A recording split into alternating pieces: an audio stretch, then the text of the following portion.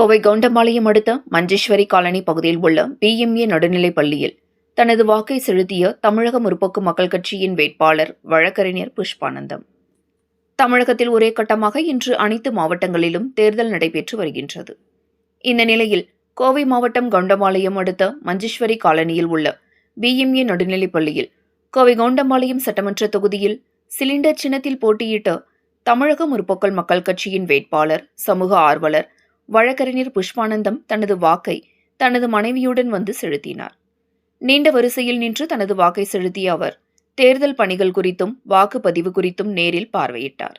மேலும் தேர்தல் அதிகாரிகளிடமும் கேட்டறிந்தார்.